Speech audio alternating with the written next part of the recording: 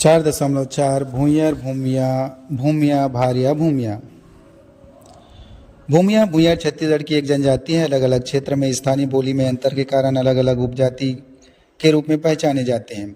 मध्य प्रदेश के छिंदवाड़ा सिवनी जिले के भारिया जबलपुर मंडला बिलासपुर शहडोल में भूमिया सरगुजा रायगढ़ बिलासपुर के कुछ क्षेत्र में भूंया भूंयर कहलाते हैं। इस जनजाति को एक आर्थिक सामाजिक शैक्षणिक रूप से पिछड़ी हुई जनजाति पांडव के नाम से सरगुजा और बिलासपुर जिले में निवासरत है। छत्तीसगढ़ में भूमिया भूंयर पांडव आदि की जनसंख्या 2011 की जनगणना में 11,39,367 दर्शित है। पुरुषों की जनसंख्या 57,370 एवं स्त्रियों की 56,597 थी। भूमिया व भूंयर के अलग अलग उपजाति नाम से सरगुजा जसपुर रायगढ़ जिले में पाए जाते हैं। छिंदवाड़ा जिले के पतालकोट घाटी में निवासरत भारिया परिवारों का भारत सरकार द्वारा विशेष पिछड़ी जनजाति घोषित किया गया है। भूंयर भूमिया भारिया पांडव जनजाति की उत्पत्ति के संबंध में ऐतिहासिक प्रमाण उपलब्ध नहीं है। किंवदंतियों के आधार पर ही अपनी उत्पत्ति पांडवों से मानते हैं। महाभारत युद्ध के समय पांडवों के पास सैनिक कम थे अतः अर्जुन ने भरू घास को मंत्र शक्ति से मानकर बनाकर सैनिक बनाया था। इन्हीं को भारिया तथा पांडव लोग अपना पूर्वज मानते हैं। भूमिया उपजाति के अनुसार सर्वप्रथम भगवान महादेव ने भूमि का निर्माण किया, फिर इसमें अपने त्रिशूल से नदी पहाड़ वृक्ष व पशु पक्षी बनाए। बाद में इस भूमि के उपभोग हेतु एक पुरुष तथा एक स्त्री बनाई। इनके कई पुत्र हुए। एक पुत्र भूमि पूजन तथा देवता की पूजा का कार्य करने लगा, भूमिया कहलाया। अन्य पुत्र खेती शिकार आदि करने लगे, वे गोड़ कोल आदि हुए। भूमिया की संतानें विध्यांचल से छिंदवाड़ा सिवनी मंडला शहडोल सरगुजा जसपुर के तरफ गए, यह माना जाता है।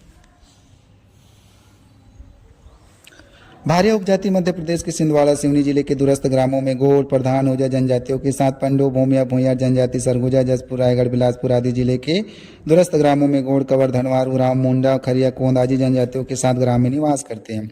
इनके घर प्राय मिट्टी की बनी होती है जिस पर घास फूस या देसी खपरेल की छप्पड़ होती है। घर में 2-3 कमरे होते हैं। दीवार मिट्टी की बनी होती है जिस पर सफ़ेद या पीली मिट्टी की पुताई करते हैं।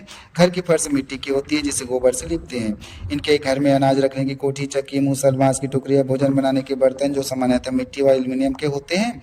ओढ़ने बिछाने के कपड़े कृषि उपकरण कुल्हाड़ी मछली पकड़ने की कुमनी चूरिया आदि पाया जाता है। पशुओं के लिए स्थान अलग होता है। स्त्रियां मस्तक हाथ पैर कपोल ठूठी गले आदि में गुदना गुदाती है। स्त्रियां पैरों में पैड़ी थोड़ा हाथ में चूड़िया कुकना कुल्ठा ईठी बाह में बोटा पहुंची गले में हंसेर सरिया हंसली कान में उमेठा इरिंग किनवा नाक में लौंग पहनती है। अधिकांश गहने गिलट या नकली चांदी के होते हैं। वस्त्र विन्यास में पुरुष धोती पंचा बंडी कुर्ता तथा स्त्रियां लुगरा पुलगा पहनती हैं। इनका मुख्य भोजन मक्का चावल की रोटी कोदो चावल का भात पेज उड़द मूंग कुल्थी का दाल मौसी सब्जी कंदमूल आदि है। मांसाहार में मुर्गी तीतर बटेर मछली केकड़ा कछुआ बकरा खरगोश सुअर हिरन आदि का मांस खाते हैं।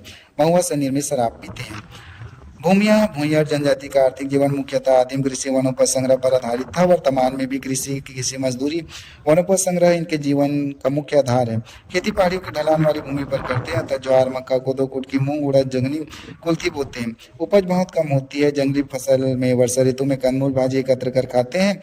पुष माघ से हर्रा आंवला फागुन से तेंदुपत्ता चार महुआ गुल्ली गोंद लाख को आदि एकत्र कर बेचते। वर्षा ऋतु में अपने उपभोग के लिए मछली पकड़ते हैं। उपयोग के लिए भूमिया भूंयर जाति अलग अलग क्षेत्रों में अलग अलग उपजाति के नाम से निवास रहते हैं।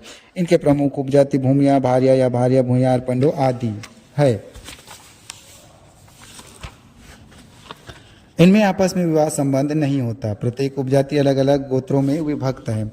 गर्भवती महिलाएं प्रसव पूर्व तक आर्थिक तथा सामाजिक कार्य करती है। गर्भावस्था में कोई विशेष संस्कार नहीं होता है। प्रसव स्थानीय दाई या पास पड़ोस के बुजुर्ग महिलाएं द्वारा घर पर ही कराया जाता है। बच्चे का नाल चाकू या ब्लेड से कटवाते हैं, घर में ही गाड़ते हैं। प्रसूता को सुतक पिलाते हैं जो गुड़ चोट पीपर अजवाइन से बनाया जाता है। 6 दिन छठी मनाते हैं। बच्चे व प्रसूता को नहलाकर सूरज का दर्शन कराते हैं। रिश्तेदारों को शराब पिलाते हैं। विवाह उम्र लड़कों में 17 से 18 वर्ष एवं लड़कियों में 15 से 16 मानी जाती है। प्रस्ताव वर पक्ष की ओर से होता है। वर पक्ष के लोग वधू के पिता को चावल दाल तेल गुड़ व नगद 100 से 200 रुपये खर्ची के रूप में देते हैं। विवाह की रस्में गांव के बुजुर्ग व्यक्ति या जाति पंचायत के प्रमुख के देखरेख में संपन्न कराते हैं। घर जमाई प्रथा घुसपैठ पलायन विनिमय विधवा पुनर्विवाह भी पाया जाता है। मृत्यु होने पर मृतक के शरीर को दफनाते हैं। तीसरे दिन पुरुष रिश्तेदार दाढ़ी मूंछ सिर के बाल मुंडन कराते हैं, घर की पुताई साफ सफाई करते हैं, स्नान कर 10वें दिन मृत्यु भोज देते हैं। इनमें परंपरागत जाति पंचायत पाई जाती है। जाति पंचायत का प्रमुख मुखिया कहलाता है। जाति पंचायत का प्रमुख कार्य अनैतिक संबंध, अंतर जातीय वैवाहिक संबंध, वैवाहिक विवाह, तलाक आदि झगड़े निपटाना, जाति के देवी देवता की पूजा व्यवस्था करना है। भूत प्रेत जादू टोना मंत्र तंत्र पर काफी विश्वास करते हैं। मंत्र तंत्र का जानकार भूमिका कहलाता है। इस जनजाति के लोग दिवाली में सैला नृत्य, होली में रहस नृत्य, पोला में गुन्नू नृत्य, विवाह में बिहाव नृत्य करते हैं। महिलाएं पड़की नाचती है। इनके प्रमुख लोकगीत सठी में सदक गीत, विवाह में बिहाव गीत, होली में फाग, दिवाली में अहिराही गीत, जवारा में सेवा गीत गाते हैं। 2011 की जनगणना अनुसार इन जनजातियों में साक्षरता 48.5% दर्शित है। पुरुषों में साक्षरता 57.8% तथा स्त्रियों में 39.1% पाया गया है।